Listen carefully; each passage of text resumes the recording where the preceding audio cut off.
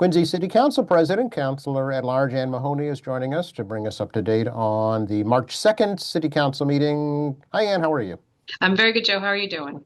Doing well. We had to postpone it a week because we had a blizzard We since did. last time we talked. I know. It's amazing, isn't it? It's like we have no snow for so many years, and then we're inundated with snow. But it's gonna be good for the grass. So Is that what they say? if it melts slowly, yes. We Yeah, were yeah. That was a question last night: is how fast is it gonna melt? Hopefully not too fast. exactly. Yeah, It causes other slow and problems. steady. Yeah, exactly. Was it an identical agenda to what it was supposed to be last week? It was. I mean, I think a couple of people were hoping to add a few more things, but I'm glad we didn't because we went to 11 o'clock last night. So I think it was just the right amount. Okay. So we can start, I guess, with a couple of committee meetings. Yep. So we had the Rules Committee meeting was the first one, and that was just introducing the open forum to put it into rules. And that was pretty quick. We went through the whole thing. There was no real objections other than we tightened up a few things, such as, if it goes longer than 20 minutes, because we have, like last night it went 30 minutes, we can take a vote to suspend the rules and go a little bit longer. And the same thing is true if we start the meeting and there's nobody there, we're not going to wait 20 minutes. It'll be, we'll have a 5-minute window because the meeting will start at whatever time the meeting starts, 7:30, usually around 7:45-ish is when we're starting open forum. So it gives people enough time to get there. And then if there's nobody in the audience and nobody wants to do it, then we'll just move on to the regular business. Okay, so that was given a supportive vote, assuming? Yep, it was a recommendation from the Rules Committee to give a positive recommendation to the full committee. So it got approved by the full committee later on in the evening, the regular council meeting. Okay, very good. Yeah, so that's the first one. And then the second one was the ordinance committee meeting, and that was the ordinance amending the municipal code for chapter 66 for the auditor, strengthening the powers of the auditor. That also got a favorable recommendation, but Councillor Ash had brought up something about potentially having the wrong, I think it's supposed to be 11, not 3. So we are going to go back and take a look at that closer. So we'll bring that out for a positive recommendation on the 16th. Okay, and do these orders need mayoral approval, Ann? No, both of these are the Rules Committee is strictly for the for the council to make those decisions, and the reinstatement of the Ordinance Committee is the same thing. Oh, And okay. just, I did speak with the mayor about this. I said, this is really not about taking anything away from his administration or chief financial officer. Really, it is not. And he understood that. And we had he said, I think it's working perfectly. I'm like, it is, but it's not working perfectly on the council side. And he understood. So we're both on the same page about this. This is just about balancing things and being able to take a look at those things without, if we have like the chief financial officer come up and do the presentation, we really want to be able to look at things from the auditing side of things. Okay, and have you discussed this with the auditor as well? I of course did that. I would never actually bring something forward that's going to change. I think some of the things that happens for that position can be frustrating, and this just opens the door a little bit easier for her to be able to do her job. So Okay, so what's the next step for this? the next step will be the 16th. That we'll tighten. We'll bring it up. We'll bring it back on the next council meeting to formally accept it in the full council, and then it will be there. And then We'll be able to start working with Susan if there's certain projects we want to start taking a look at. I see. Okay, very good. And this Mhm. was, you introduced this, is that right? I did. So this changed back in 2008. I wasn't on the council then, I was in the school committee, but I did pay attention to it back then. And it didn't pass unanimously. It was a 5-4 vote. So 4 of the councilors voted against it. And it was one of those things and we've lost a lot of those former, not the councilors, but we lost a lot of the former mayors that would also talk to me about that, saying that really weakens the council. And it's a real check and balance for the city. And then there were several of them, Laurier, Macaulay, several of them talked to me about it, talked to the councilors about it. But it's been working since 2008, and now it's 2026, and we're just looking to get a little bit more balance back. And I think that's why we saw, quite honestly, the change of guard in the council, because people are looking for more understanding of what's happening. Okay, was it unanimous last night? It was unanimous last night, but that was in to take it out of committee. So I don't Right. want to say it has to be. They don't have to vote the same way when it comes to full council, and they'll have a week. So we'll make sure the numbers work so that we're not making Susan in charge of the harbor master as well. So that was what was happening there. So it was definitely a good catch by Councilor Ash. Okay, well, it's helpful to have an attorney on the council, I'm sure. It always is. It's always helpful to have second sets of eyes looking at anything. And quite honestly, this was introduced like the first meeting. So this is it feels like 1,000 years ago, really, when you think about it. It was just it's March already. So All right. Then you went to full council. So we went to full council, and in the full council, we had a presentation from Al Grazioso and team about the snow operations. It was per Council Jacobs' resolve, and I've always been a person who, when it comes to snow, saying, our jobs are to help navigate constituents to be able to get their services that they need. If you know something that needs to be taken care of, I'm constantly in touch with Al and his team, making sure they know, because they probably know it before I'm telling them. They don't need to be told how to do their jobs, but I just want to let people know, like, this is not an easy task when you have a little bit of snow. You get criticized with a little bit of snow. A lot of snow, it's monumental what has to happen, especially that second storm. It was very heavy, very dense, and the whiteouts. It was dangerous for people to be out on the road, and they were out on the road taking care of it. And I'm the first one to say nobody ever gets an A for snow removal. I mean, if you do, you get in trouble for the amount of money you spent, and if you don't spend the money, you get in trouble for the services you provide. So, but if we all work together, which they do, and that was really what they were showing last night, was the DPW work with the police, with the schools, which is really a function of a full team. And then also the counselors were working with them as well. And there was some disappointment. Some of the counselors are new, and they were going by the rule, like sidewalk to sidewalk, that we're supposed to be clearing. And I don't think they ever get to sidewalk, street to get street corner to street corner. But I think overall, we're hoping that, I can honestly think I can speak for Al Grazios, that we're hoping there'll be no more snow. I hope I don't jinx them. They had their full staff there, and they did a great job. And they didn't just have snow; they were dealing with water main breaks too. So it's a lot in the wintertime, just in general. Yeah, I know there were several power outages that hampered efforts as well. So some Yep. warming centers had to be staffed. So there was a lot going on. Yeah. Yeah, and then there's also like some initiatives that are happening with the COA, trying to make sure that they're teaming with the high schools to see if we can get volunteers out to shovel people out. You have these volunteers sign up with the anticipation that there's never going to be snow, and then we had two giant snowstorms. So thankfully they had that done too. But we can always do better, and we are really pushing for a walking city in the city of Quincy. If we're going to be a walking city, and we're developing a lot of these new homes for people to live in, we have to think about how people are walking, maybe from Corey Street to Star Market, just in general. And walking routes have to be taken into consideration. It shouldn't just be, we think these are the right ones. It should really be mapped out in the future. I think that's going to be something that you'll see happen. Okay. Yeah, I know it was a pretty extensive presentation last night. It was no surprise, but they did a lot. And I just want to thank everybody for coming out, because they actually said if we do not cancel the meeting last time, that they would come in and do the presentation. I thought, oh my gosh, it's a blizzard. I'm not expecting them to stop and come in, but that's how dedicated they are, and I think it's important for people to know. I will say, in general, people who do this kind of work, they go into overdrive. They are up for 36 hours. They are hard at work. So I don't think I could do it, and it's critical services. So then the next thing we had was the appropriation for $2.6 million for the fire department and the fire department gear. Now we had a lot of, like, there's a lot of emails we're getting, people asking us to vote it through, rush it through, get it done, and we can't. So the thing is, it has to go into committee. Nobody has stalled anything. There's a lot of people out there telling us that we stalled things. That's not true.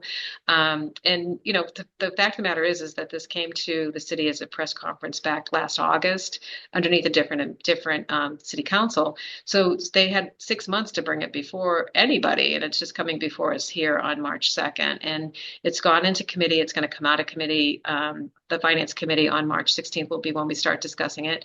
And even when I was speaking with Chris Walker about this, he said, we're not anticipating this as a one and done. You're going to go in and just vote on it. We know that this is going to be, it might take a couple of meetings. And so the administration understands it. We just want people to know that we're not holding it up. We're not causing this particular city council is certainly not doing that, but we will do our jobs, and we will get it done, and we will have these discussions, and we'll move forward with it. So Yeah, and speaking with the mayor just this morning, he acknowledged the same thing. He fully anticipated that this was the process.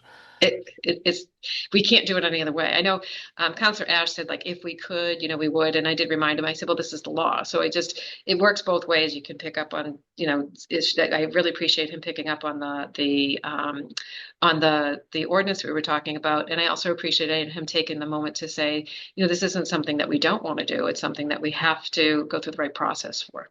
Sure, sure. Will there be a presentation, Andy, from the administration or the firefighters union about the new gear that might be purchased?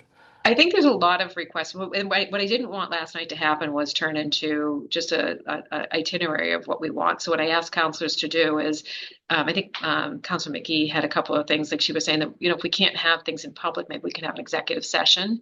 And it's a fair question to say. And I think Mr. Walker was telling me that they're gonna try to determine that whether or not they could share something in public, and if they can't, they will have an executive session. So we're all working very well together, I think. But what I did encourage people to do is reach out to Mr. Walker with all of their questions so we can kind of put them all together and we know what we're looking for, because we're going to have duplicate questions. So rather than go through 9 counselors and ask what we want, some people may not want anything. Some people might want the world, but this will be up to how the administration wants to present it back to us. If there's more questions that fall from that, that's what happens. That's what this is about. This is about making sure that we're reviewing all aspects of things, and the administration is making sure that they're checking the boxes for themselves too. Sure. Okay, so March 16th, Finance Committee meeting. Yep. And Okay. we were hoping to have that a little earlier, but because Debbie's she's going away for vacation, so we couldn't have it because we could have had an off-cycle meeting, but that's just not going to work out. So the 16th will be the earliest. Okay, very good. Yeah. And then we had the appropriation for community preservation for $325,000 for the National Society of Colonial Dames. That got tabled.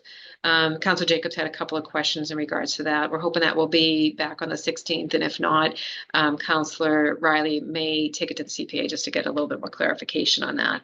And then the 2 confirmations for Quincy Housing Authority and Quincy for the tenant and at large.